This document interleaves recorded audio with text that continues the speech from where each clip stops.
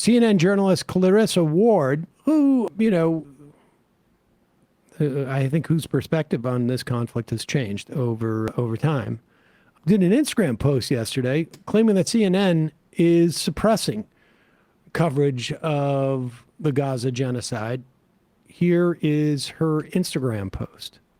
I woke up this morning to the horrific news that Anas al-Sharifi, Al Jazeera journalist, and 3 of his colleagues were killed in a targeted Israeli strike inside Gaza. This brings the total number of journalists killed in Gaza since October 7th to 176, which is, frankly, a mind-boggling statistic. And I just wanted to say, and I realize that it helps nobody, but I think I speak for a lot of Western journalists when I say that so many of us feel angry and outraged and powerless and ashamed.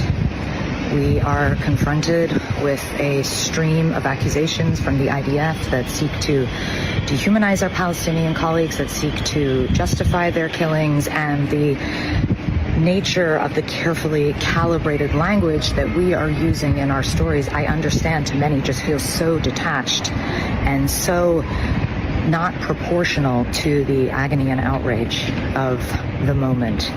And behind the scenes, many of us continue to push and press and sign letters and write petitions and do meetings, and none of it seems to make a damn bit of difference.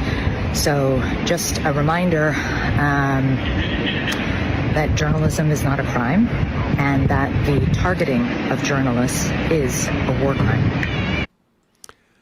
And again, this is not to make some type of endorsement of Clarissa Ward. I don't know her work terribly well, to be honest with you. But I think when you have a CNN reporter talking about, we're writing letters, we're going to meetings, we're trying to, it gives you an indication of what might be going on in that newsroom. And, not to say anything of how the IDF itself has been suppressing the news out of Gaza as a specific tactic. I mean, there's absolutely no reason why they could not be allowing more journalists in, except for they would not be able to target those journalists from a Western country in the way that they have targeted Palestinian journalists. They can't, they are biding time, and for so long, many in the Western press have enabled it so that they can keep killing and starving until they get found out. We just had Dr. Tarek Loubani of the GLIA Project on yesterday, and I'm trying to spread this far and wide, but the estimates that are basically internally agreed upon and done by outside experts, and Lancet had some more rough estimates earlier in the year. He said at minimum 300,000 are dead, and the Hasbara will be like, where are the bodies? Well, I don't know. They've bulldozed basically the entire north, and we saw as the press, the British press guy. I'm sorry, what's the name of the organization? Ian Williams. Yeah, Foreign Press Association. Sorry, the Foreign Press Association, as he was alluding to. Shoot, I totally lost my train of thought. But the point is that they're basically bulldozing the entire north, and so it's going to be very difficult to count the bodies. And what Dr. Loubani was saying is that they basically only count deaths if they've had a hospital visit. That's a big part of the bulk of the deaths that are being counted, because they need to be able to verify the person. But for all of those folks that are considered missing, the evidence that we've seen in terms of the journalists who have been able to get overhead shots of the north of the Gaza Strip shows it's being completely demolished. And likely with that, the evidence, that's what I meant to say. He was pointing out the aid workers that they tried to cover up the assassination of by tying with their hands tied behind their back. They shot them and tried to bury them in a mass grave.